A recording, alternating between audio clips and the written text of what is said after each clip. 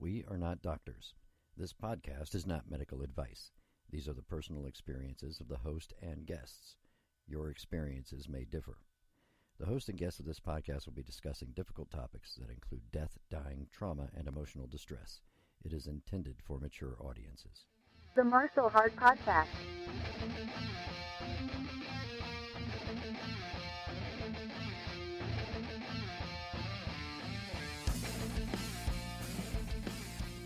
All right, hello everybody, and we're back for part 2 of episode number 1. These episodes, doing this program the way I'm doing them, they have to be 15 minutes or less, so I may be upgrading. Depends on if anybody wants to listen to the podcast or not. If nobody listens to it, I'm not paying the money, sorry. But if people actually start listening to it and want more, then I don't know, I can boost this up, and I don't know if they're hour-long episodes. I'm sure it depends on how much you're willing to pay. But anyway, we're going to do it this way for now. And, 15 minutes is good. You can't really get bored. But you might have to listen to more than one during your commute to work or something. Who knows? But when we left off last time, I was in the middle of having a heart attack. I was sweating profusely. I sweat a lot as it is whenever I work or whenever I work out. I have very good sweat glands. I sweat a lot, but this was a strange sweating where I wasn't really doing anything that should have been causing me to sweat this much, but I was sweating profusely.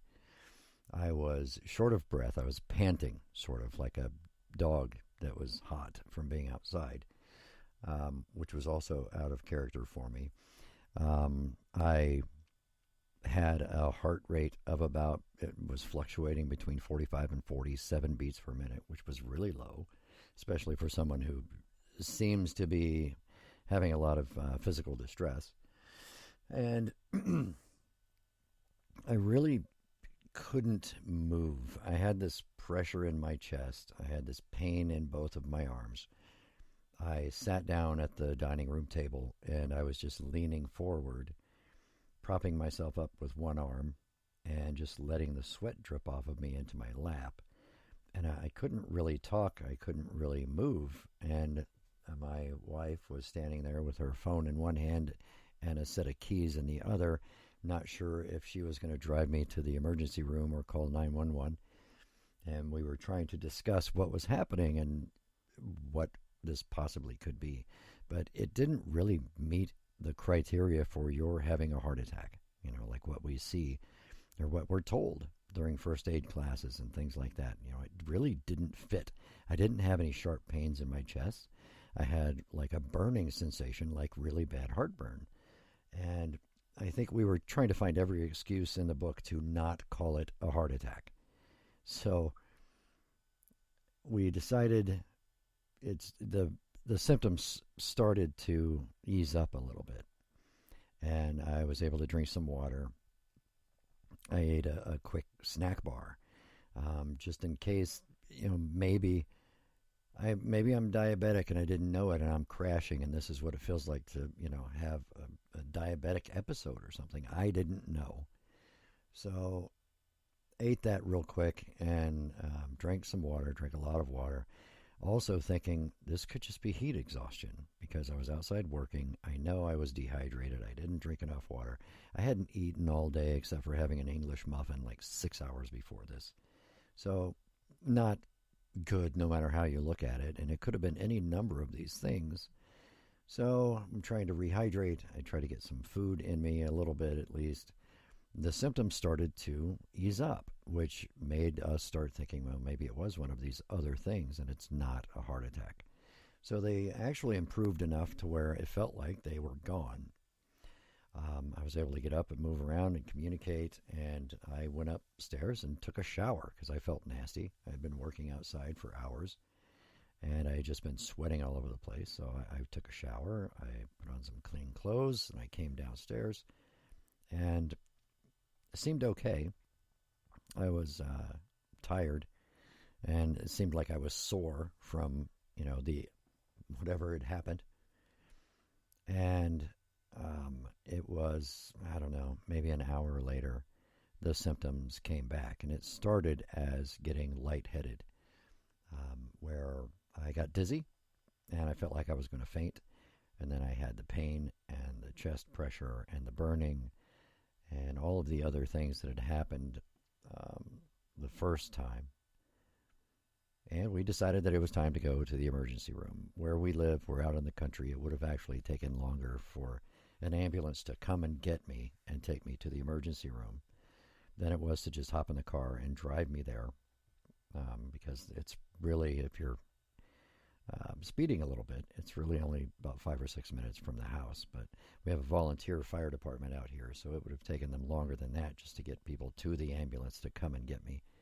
So we drove, went to the local clinic, emergency room, and they got me right in. There was only one other person in the waiting room, and I actually think they were waiting on someone who was inside, so I was probably the only patient who was there, so they immediately took me back in. They did all of their checks, vitals and everything, took me to a room, hooked me up to an EKG, took some blood, started doing all of these things. And came back in, and a while later they said, hey, your EKG looks basically normal. So you may have dodged a bullet. This may not have been a heart attack, but we had to take some blood. We're going to do some blood tests that might, give us more information. So we wait, and we wait and wait and wait. And I don't know, 45 minutes, maybe an hour later, the doctor comes back and says, hey, I have good news and bad news. The good news is we know what happened, and the bad news is you were having a heart attack, and now you're going to go to the hospital and get admitted.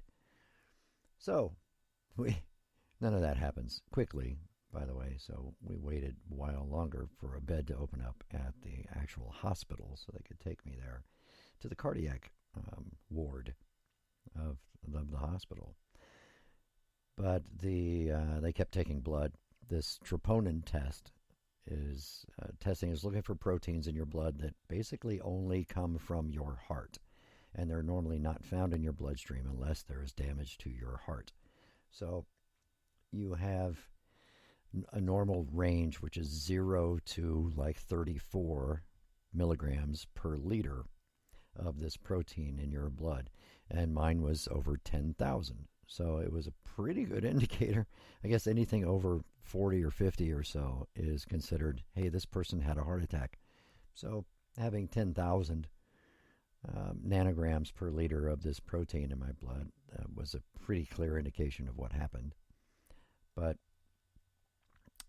eventually I was admitted, and they immediately started me on different drugs, different blood thinners and things like that. Warfarin, whatever it's called.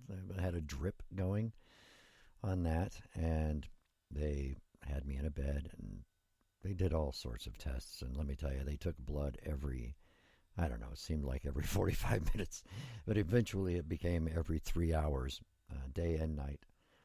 But it was a situation where they weren't sure if they were going to have to do an emergency surgery or if I would live through the night and they could actually schedule the thing.